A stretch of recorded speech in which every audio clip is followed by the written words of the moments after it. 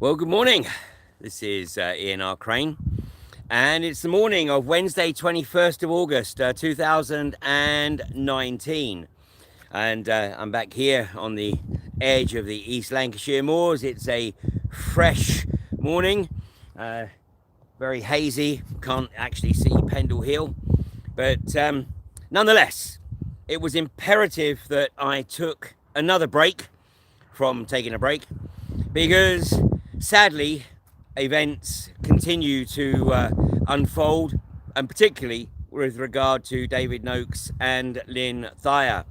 And it is with deep regret that we now have learned that Lyn is incarcerated in Fleury Merogis Prison, which is well, in fact, it's the largest prison in Europe, and located approximately 20 kilometers south of Paris.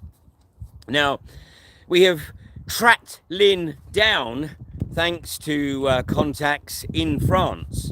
I have to say that the British Embassy has basically been next to useless, and God forbid that anyone really needs the assistance of the British Embassy, because frankly the diplomatic corps is certainly not what it used to be. I had some need to use the consulate service in Austria some 40 odd years ago, and I have to say they were absolutely brilliant. But here we are 40 years later in the early part of the 21st century, and we have idiots in the diplomatic corps, people who are not really interested in helping British citizens.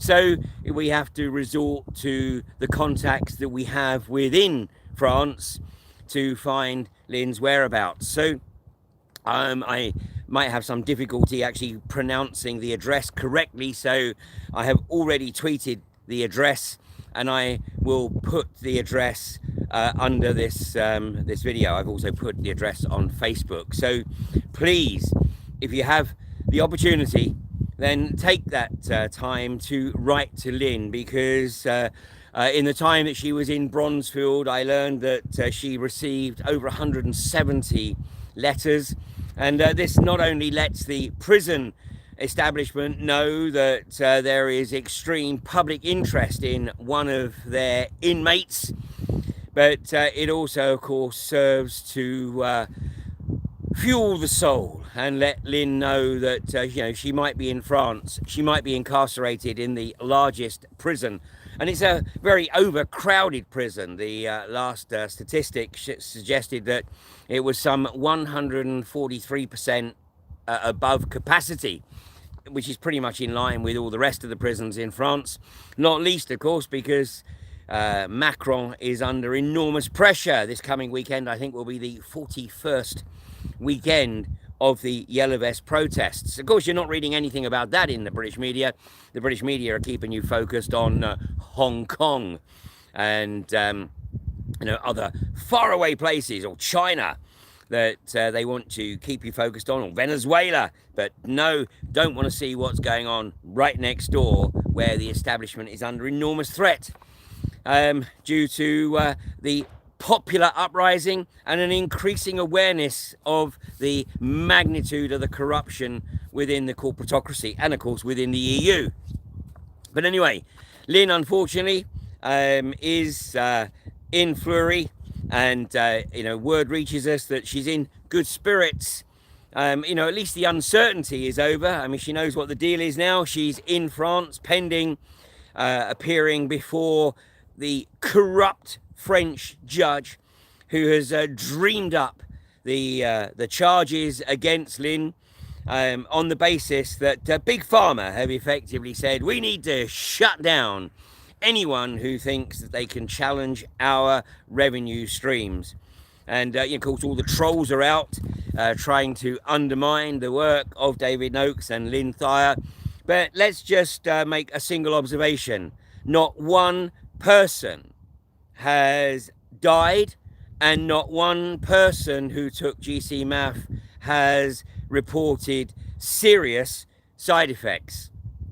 So This is the reason that the pharmaceutical industry wants GcMAF shut down, wants to demonize it, because it has proven to be extremely effective in treating not just cancer, but a very wide range of supposedly incurable illnesses. So obviously, the awareness of Lyn's situation needs to be spread as widely as possible. I know many people have written to their MPs. Many people have taken the trouble to go and visit with their MPs at their surgeries. And what they're learning is that the longer the MP has been in office, and there are exceptions, and one of the most probably outstanding exceptions is the likes of Dennis Skinner, but Bolsover. But with that exception, the longer somebody has been serving as an MP, the more they are wrapped up with the establishment. In fact, the likelihood is, of course, that the establishment has some juicy photographs or some dirt on them to keep them under control. But the way in which these MPs dismiss the GcMAF situation, the way in which they dismiss the persecution of David Noakes and Lyn Thyer, is absolutely tragic. And, they have briefing notes, and they don't think for themselves. They don't have time to think for themselves. So they are given briefing notes, and they simply regurgitate what's in those briefing notes.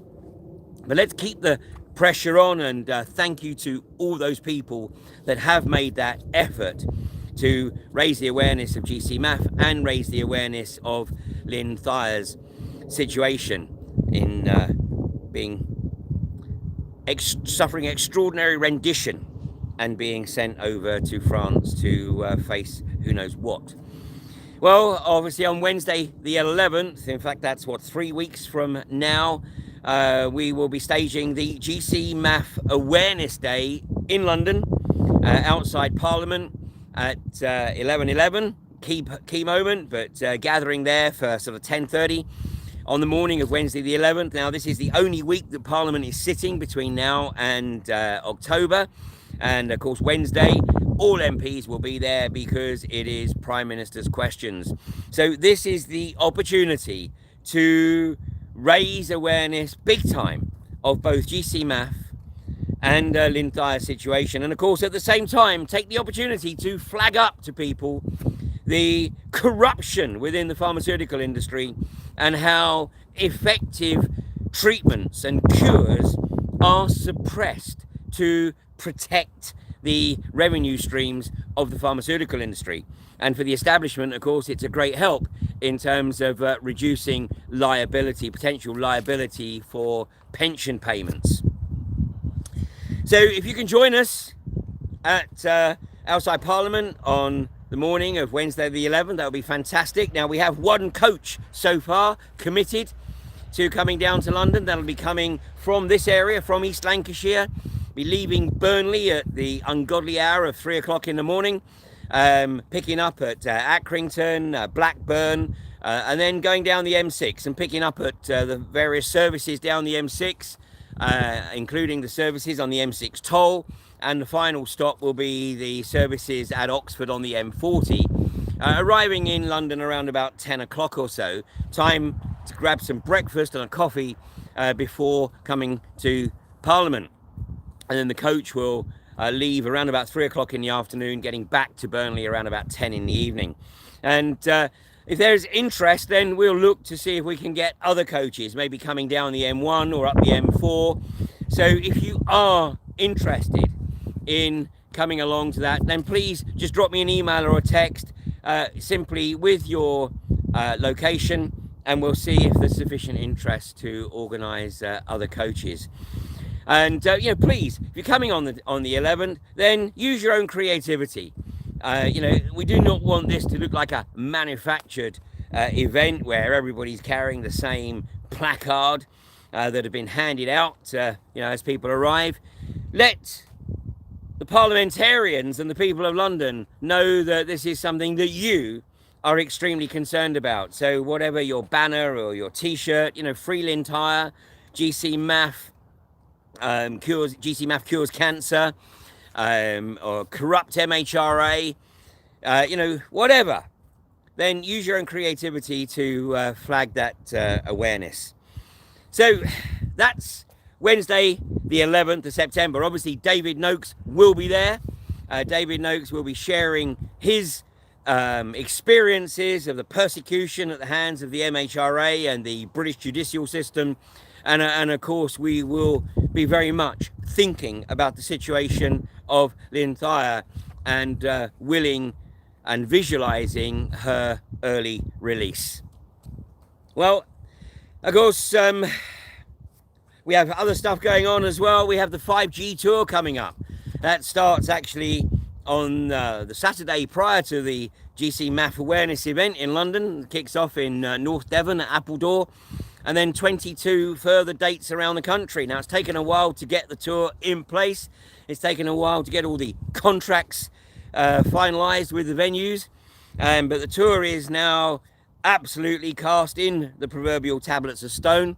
And if you are resident in or are near one of the locations on the tour, and you would be willing to help promote awareness by getting some flyers around the area, then please drop me an email or a text and with your address, and then I will get flyers sent to you. Now, unfortunately, the minimum quantity that I can send out is 1,000. So, you know, what I would need is to send that 1,000 to those people, and then if other people come forward, obviously I direct them to whomever it is receives the 1,000 flyers.